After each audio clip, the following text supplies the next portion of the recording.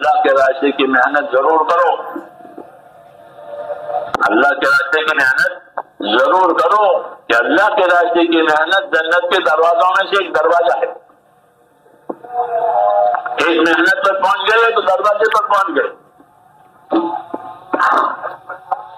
کہ اللہ کے دین کی محنت کرو اور ضرور کرو کہ یہ محنت جنت کے دروازوں میں سے ایک دروازہ ہے۔ ایک بات، اور دوسری بات کہ یذھب اللہ بہ الہم والغم، کہ اگر یہ محنت کرو گے تو تمہارا غم اور پریشانی دور ہو جائے گی۔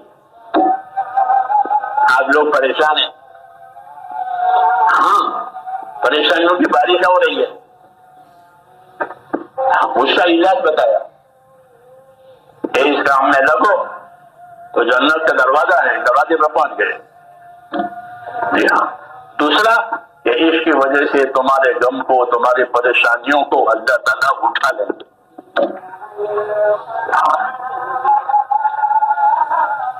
اس لیے میرے دوستوں اپنے اندر یہ قوت پیدا کرنی ہے کہ اللہ کے فضائل زیادہ ہو جائیں، کہ اسلام کی بنیاد کتنے چیزوں پر ہے؟ یہ 5 چیزوں پر۔ اس کی دعوت ہے کلمہ، نماز، روزہ، زکوٰۃ اور حج اسلام ہے، یہ مسلمانوں میں آ جاوے، یہ 5 ارکان مسلمانوں میں صحیح آ جاوے اب اس کے علم و طریقے کے ساتھ، اور یہ اس کی دعوت دے ایک دوسرے کو۔ جب یہ 100% ہو جائیں گے فاؤنڈیشن کیا ہوتا ہے؟ ایک نماز بھی اگر مسلمانوں میں زندہ ہو جاوے تو انی معکم لئن اقمتم الصلاۃ وآتیتم الزکوٰۃ وآمنتم برسلی، اللہ کہ میں تمہارے ساتھ ہوں، اور کیا چاہیے آپ بتاؤ؟ اللہ ساتھ ہے کہ میں تمہارے ساتھ ہوں، اگر تم نماز قائم کرو گے، زکوٰۃ دو گے، نبی کے طریقے کا اتباع کرو گے تو میں تمہارے ساتھ ہوں۔ یہ وعدے ہیں، یہ وعدے ہیں اللہ تعالیٰ کی، یعنی دعوت بھی دی ہم کو اس کہ نمازوں کا قیام، کہ نماز ہماری صحیح ہو جائے، اس لیے کہ عبادت کے لیے پیدا ہو جائے۔ ایمان کا تقاضا عبادت اور اطاعت ہوتا ہے کہ اللہ پر ایمان لانے کا کیا مطلب ہے؟ کہ اللہ پر ایمان لانے کا مطلب یہ ہے کہ اللہ کی اطاعت ہو جاوے، اللہ کی عبادت ہو جاوے، اور عبادت صحیح کرنے کے لیے عبادت کا علم ہونا چاہیے،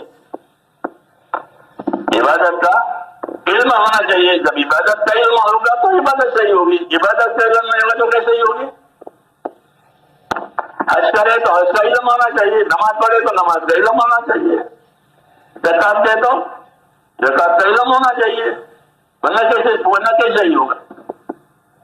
اس سے ہماری زندگی جو ہم کو دی ہے میرے دوستوں، وہ ایمان اور علم والی زندگی ہے ہماری، ایمان والی، علم والی، یہ ہم کو دی ہے۔ اور ایک زندگی کفر والی ہوتی ہے، نعوذ باللہ، جہالت والی ہوتی ہے، اس سے ہم کو نکالا ہے، اس سے ہم کو بچایا ہے، کفر سے، جہالت سے، اور ہم کو ایمان اور علم دیا ہے۔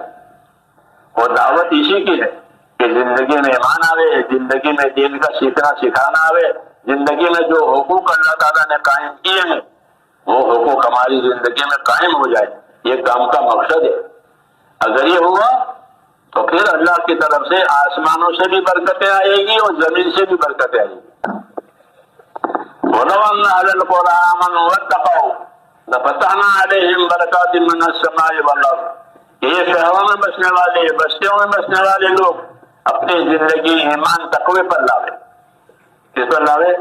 اللہ کے وعدوں کا یقین پیدا کرے، اور اللہ کے وعدوں کا یقین پیدا کر کے دین کے تقاضے پورے کرے، اور اپنے آپ کو نافرمانی سے بچائے، کیونکہ تقوی کی غرض یہی ہے، تقوی یعنی پرہیزگاری۔ پرہیزگاری کا مطلب یہ ہے کہ زندگیوں میں سے گناہ نکل جائے، زندگی گناہوں سے پاک ہو جائے۔ دیکھو تقوی کہتے ہیں کہ زندگی میں تقوی آ جائے اور زندگی میں اللہ کے وعدوں کا یقین آوے تاکہ حکم پورے ہو جائے۔ اگر یہ باتیں ہو گئی تو اللہ فرماتے ہیں میں ان کو آسمانوں سے بھی برکتیں دیں گے، زمین سے بھی برکتیں دیں گے۔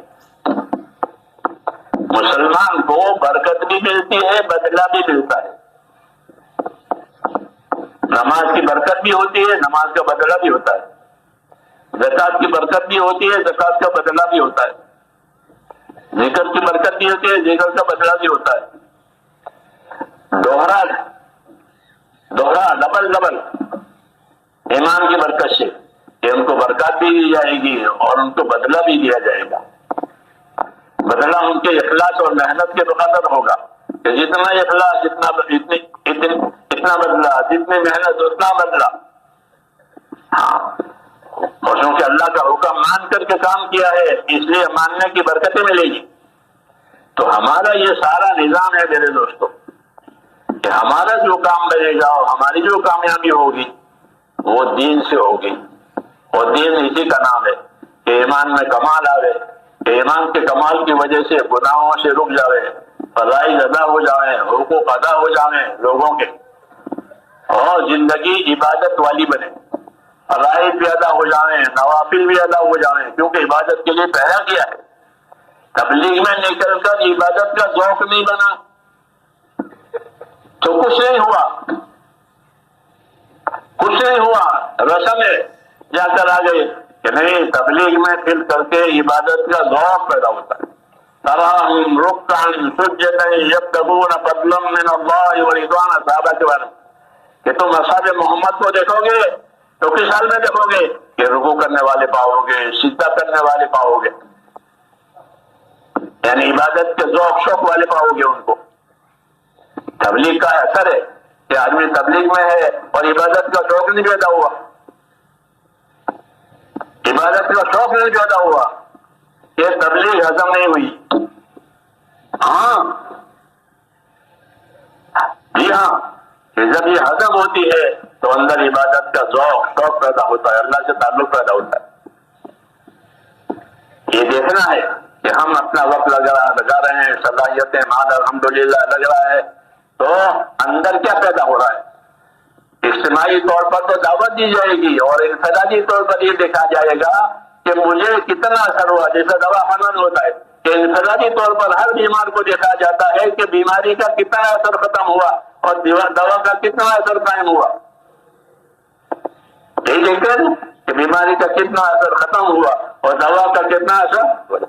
ہاں، جب وہ ڈاکٹر راؤنڈ پر پھرتا ہے تو وہ دیکھتا ہے یہ انفرادی طور پر اپنے راؤنڈ کرے. میں راؤنڈ پر آتا ہوں، اللہ بچا لے. ہاں جی ہاں، بیمار تو اس میں پتہ چلتا ہے کہ دوا نے کتنا اثر کیا ہے، بیماری کتنی کم ہوئی ہے. ہاں، ایسے یہاں بھی میرے دوستوں کہ ہم راؤنڈ پر پھرتے اللہ کے راستے میں تو ہمارے اندر بیماری کتنی کم ہوئی، آخرت کی کتنی فکر پیدا ہوئی، عبادت کا کتنا شوق پیدا ہوا، عبادت فضائل کو سامنے رکھ کر کتنی عبادتیں کی ہے، فضائل کو سامنے رکھ کر کتنی عبادت ہوئی ہے.